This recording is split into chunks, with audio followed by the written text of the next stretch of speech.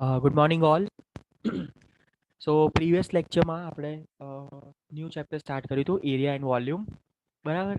તો લાસ્ટ લેક્ચરમાં આપણે ટોટલ 4 મેથોડોલોજીસ જોઈ હતી, બરાબર. એક વખત આપણે ફટાફટ એને રિવાઇઝ કરી લઈએ. ટોટલ કોઈ બી એરિયા છે તો એનો મેઝરમેન્ટ જ્યારે કરવાનું હોય તો ટોટલ 4 મેથડથી આપણે મેઝરમેન્ટ કરવામાં આવે છે. એક છે મિડ ઓર્ડિનેટ રૂલ, સેકન્ડ છે એવરેજ ઓર્ડિનેટ રૂલ, થર્ડ છે ટ્રેપેઝોડિયલ રૂલ અને ફોર્થ છે સિમ્પસન રૂલ, બરાબર. સો મિડ ઓર્ડિનેટ રૂલમાં આપણે શું કરતા હતા કે ભાઈ જેટલો બી એરિયા હોય, બરાબર, એના આપણે એક બેઝ લાઇન બનાવી અને બેઝ લાઇનને આપણે ડિફરન્ટ નાના સ્મોલર ડિવિઝન્સમાં આપણે ડિવાઈડ કરી અને એનો મિડ ઓર્ડિનેટ આપણે ફાઇન્ડ કરતા હતા, બરાબર. મિડ ઓર્ડિનેટ ફાઇન્ડ કરી પછી એનું ઇક્વેશન આપણે બનાવ્યું હતું h1 + h2 + h3 up to hn upon n into n into d. So where h1, h2, h3 is the mid ordinate, d is the distance of each divisions, and n is a number of divisions. Okay, so એ થયો તમારો mid ordinate rule, બરાબર. એના પછી હતો average ordinate rule method, બરાબર, કે એમાં આપણે જે એક્સ્ટ્રીમ પોઈન્ટ્સ છે કે એક્સ્ટ્રીમ જે લાઇન્સ હતી, બરાબર, જે એક્સ્ટ્રીમ ઓર્ડિનેટ્સ છે, બરાબર, એને આપણે સ્ટ્રેટ લાઇન અઝ્યુમ કરી અને એનું આપણે મેઝરમેન્ટ લેતા હતા, બરાબર છે. સો એનું ઇક્વેશન હતું h0 plus h0 plus h1 plus h2 plus h3 up to hn upon n plus 1 into n into d, બરાબર છે.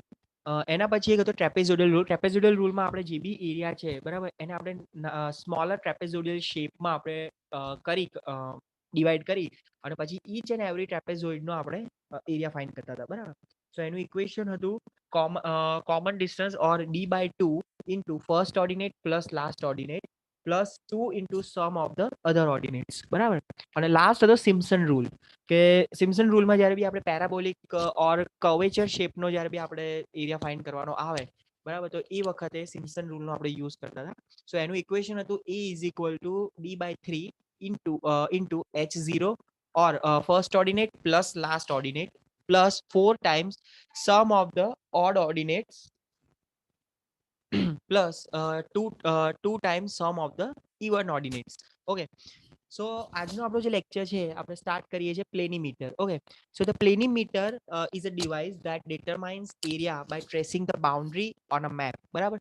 હવે આપણે કોઈ બહુ મોટો એરિયા છે કે જે જગ્યાએ આપણે આગળના જે રૂલ્સ ફોલો નથી કરી શકતા કે યુઝ નથી કરી શકતા, બરાબર, મિડ ઓર્ડિનેટ છે કે ટ્રેપેઝોડિયલ રૂલ છે, બરાબર, તો એ જગ્યાએ આપણે પ્લેનીમીટરનો યુઝ કરવામાં આવે છે. So planimeter is a device that determines area by tracing the boundaries on the map.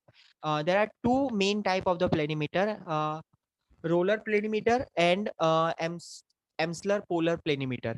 Okay, so અમુક મેથેમેટિકલ ફોર્મ્યુલાસ છે કે જે તમારે યાદ રાખવાની આવશે, બરાબર. પ્લેનીમીટર ઉપર આપણે જ્યારે બી ટ્રેસ કરીશું આખો એરિયા, નીચે આપણે મેપ મૂક્યો હોય એની ઉપર આપણે with the help of the planimeter આપણે જ્યારે બી એરિયાનું આખું ટ્રેસિંગ કરીએ તો એની વખતે જ્યારે એરિયા કેલ્ક્યુલેશન માટે આપણે અમુક મેથેમેટિકલ ફોર્મ્યુલાઝનો યુઝ કરવો પડે, બરાબર. લાઈક ટ્રાયંગલનું ઇક્વેશન છે 1/2 b into h, b is a width and h is a height, or 1/2 a into b into sin c, બરાબર. તો સેમ એવી રીતે સ્ક્વેરનું a સ્ક્વેર, રેક્ટેંગલનું a into b, ટ્રેપેઝોઇડનું 1/2 h into a plus b, regular polygon 1/4 n into a square into cot 180 degree by n, where n is the number of sides, and the circle 1/4 pi into d square, બરાબર. આ બહુ basic mathematical ફોર્મ્યુલાસ છે કે જે તમે આગળ ભણી ચૂક્યા છો, બરાબર. circular ring pi into r2 square minus r1 square, where r2 is the outer outer radius of the circle, and r1 is a inner circle radius, and the circular sector 1/360 into pi into delta into r square, circular segment 1/2 r square pi delta upon 180 minus sin delta, ellipse pi into a into b, and a parabola 2/3 b into h, બરાબર.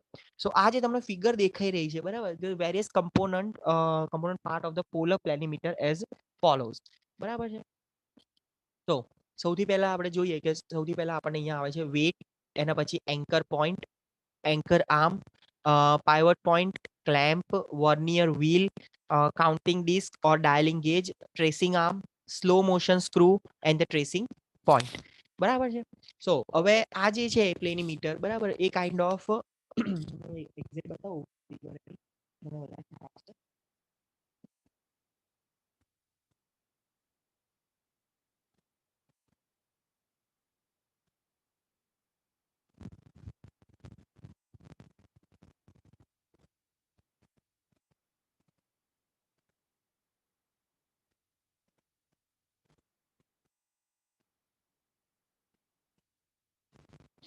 બરાબર, આ ટાઈપનું આખું એક એનું measurement આપે છે. બરાબર, પોલર આર્મ છે, પ્રેશર આર્મ છે, પ્રેશર્સ છે, measuring wheel, dial, pivot point, support wheels અને કર્વ ટુ બી ટ્રેસેડ. બરાબર, તો જે પોલ આર્મ છે ઓર જે પ્રેશર આર્મ છે, બરાબર, એનો આપણે યુઝ કરી કે આ બરાબર, આ ટ્રેસિંગ પોઈન્ટ છે એ પર્ટિક્યુલર એક પોઈન્ટ ઉપર આપણે ફિક્સ કરી દઈએ. બરાબર, અને ફિક્સ કર્યા પછી આપણું જે આ એન્કર આર્મ છે, with the help of that આપણે જે બી ટ્રેસિંગ કરવાનું છે, બરાબર, એ ટ્રેસિંગ આપણે કરીએ.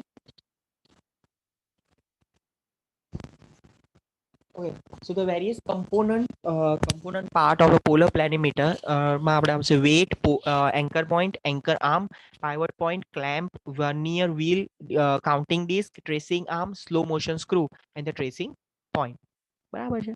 સો આ તમને જે દેખાઈ રહ્યું છે કે આપણે આવો કોઈ કર્વેચર ટાઈપનો મેપ હોય કે કઈ બી વસ્તુ હોય, બરાબર, એમાં આપણે જ્યારે બી આવું એરિયા મેજરમેન્ટ લેવાનું હોય તો એ વખતે આપણે પ્લેનીમીટરનો યુઝ કરીએ છીએ. બરાબર, સો કન્સ્ટ્રક્શન, સૌથી મેઇન કન્સ્ટ્રક્શન છે કે આપણે પ્લેનીમીટરમાં ટોટલ બે આર્મ હોય છે. બરાબર, એક તો એન્કર આર્મ છે અને સેકન્ડ છે આપણો ટ્રેસિંગ આર્મ. બરાબર, એક જે આપણો છે એન્કર આર્મ અને સેકન્ડ છે આપણો tracing arm. One is anchor arm and the second is tracing arm. Anchor arm is fixed in a length. Tracing arm length is varied by means of the fixed screw. બરાબર, કે આપણે બીજી anchor arm છે એની length જે છે fix હોય છે, જ્યારે ટ્રેસિંગ આર્મ જે છે, બરાબર છે, એ એની જે લેન્થ છે એ આપણે વેરી કરી શકીએ with the help of the fixed screw, જે આપણને દેખાઈ રહ્યું છે સ્લો મોશન સ્ક્રૂ, કે જેનાથી આપણે એની આગળ પાછળ કરી શકીએ tracing point. There are 2 points. One is an anchor point attached at the end of the anchor arm, and the second is a tracing point attached at the end of the tracing arm. બરાબર, કે બે point total હોય છે આપણે, એક આપણો હોય છે એન્કર પોઈન્ટ અને સેકન્ડ છે આપણો ટ્રેસિંગ પોઈન્ટ. બરાબર, કે જે એન્કર આર્મના એન્ડ ઉપર જે પોર્શન છે તો એ આપણો આવે એન્કર પોઈન્ટ, અને જે ટ્રેસિંગ આર્મના જે એન્ડ ઉપર છે એ આપણો આવે tracing point. The wheel carries a concentric drum which is divided into 100 divisions. બરાબર, કે આપણે જે આ wheel જે છે, બરાબર, વર્નિયર wheel, બરાબર, the wheel carries a concentric drum which is divided into a 100 divisions. A smaller vernier near the drum reads 1/10 of the drum division. Each reading is the form of the 4 digit. જે આપણું concentric drum જે છે, બરાબર, main જે wheel, બરાબર, એમાં 100 ડિવિઝન્સ આપેલા છે અને એની સાથે એક સ્મોલ વર્નિયર કેલિબર કે વર્નિયર સ્કેલ અંદર મૂકેલો હોય કે જે આપણે જે ઈચ ડિવિઝન છે એનો 10મો ભાગ સુધી આપણે જોઈ શકીએ. બરાબર, so each reading in the form of the 4 digits. Procedures, first fix the anchor point. બરાબર, કે આપણે જે બી મેપ જેની પર ટ્રેસિંગ કરવાનું છે, બરાબર, તો એ ટ્રેસિંગનો કોઈ એક જગ્યાએ આપણે ફિક્સ પોઈન્ટ આપણે ફિક્સ કરી લઈએ અને એ જગ્યાએ એન્કર પોઈન્ટને આપણે ત્યાં માઉન્ટ કરી દેવાનું. Fix the anchor point outside or inside the area. Mark the tracing point on the boundary of the plan. બરાબર, કે તમારો જે ટ્રેસિંગ પોઈન્ટ છે એ તમારે કોઈ જે જગ્યાએથી તમારે મેપિંગ ઓર ટ્રેસિંગ સ્ટાર્ટ કરવાનું છે એ જગ્યાએ તમારે મૂકી દેવાનું. Mark the tracing point on the boundary of the plan. Initial reading is taken, કે ભાઈ જે જગ્યાએ તમે બાઉન્ડ્રી ઉપર તમારો ટ્રેસિંગ પોઈન્ટ મૂક્યો છે એ જગ્યાના તમારે ઇનિશિયલ રીડિંગ આપણે લઈ લીધા. Tracing point is moved in the clockwise direction along the boundary till it come to the original point. બરાબર, કે આ જે તમને ફિગર દેખાઈ રહી છે, બરાબર, સો આ જે તમને આ આપણો જે ટ્રેસિંગ પોઈન્ટ, બરાબર, ટ્રેસિંગ પોઈન્ટ જ્યારે આપણે પ્લેસ કરીએ કોઈ બી બાઉન્ડ્રી ઉપર તો એ વખતનું જે ઇનિશિયલ રીડિંગ છે એ આપણે નોટ ડાઉન કરીએ છીએ અને એના પછી તમારો જે ટ્રેસિંગ પોઈન્ટ છે એ તમારે ક્લોકવાઇઝ ડિરેક્શનમાં આગળ મૂવ કરાયા કરવાનો.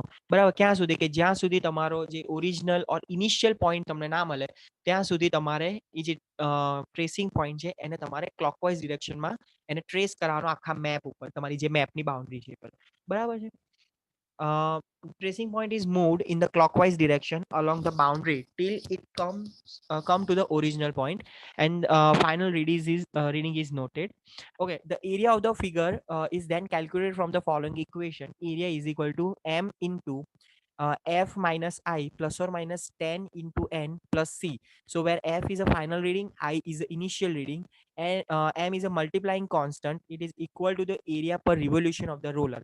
બરાબર કે આપણો જે રોલર છે એના કેટલા રિવોલ્યુશન થયા એના અકોર્ડિંગ આપણે મલ્ટીપ્લાઇંગ કોન્સ્ટન્ટ એને મૂકવાનું આવે. And the number of times the zero marks of the dial passed the fixed index mark. બરાબર કે તમારો જે વ્હીલ છે સર્ક્યુલર ઓર ડ્રમ છે સર્ક્યુલર ડ્રમ, બરાબર એમાં કેટલી વખત તમારા ઝીરોનું પેલું જે સર્ક્યુલર છે પાસ થયું છે એના નંબર ઓફ કાઉન્ટ તમારે કરવાના આવે. And C is a instrument constant. Okay, so આ રીતે તમારે જ્યારે બી મેપ ઉપરથી ટ્રેસિંગ કરવાનું હોય, બરાબર, તો એ વખતે આ રીતે પ્લેનીમીટરનો યુઝ કરવામાં આવે છે. બરાબર. સો નેક્સ્ટ લેક્ચરમાં આપણે જે આગળના 4 મેથડ્સ હતી અને આના બી જે સમ્સ છે પ્લેનીમીટરના, સો એ નેક્સ્ટ લેક્ચરમાં આપણે જોઈ લઈશું. Okay, so C you in the next lecture. Thank you.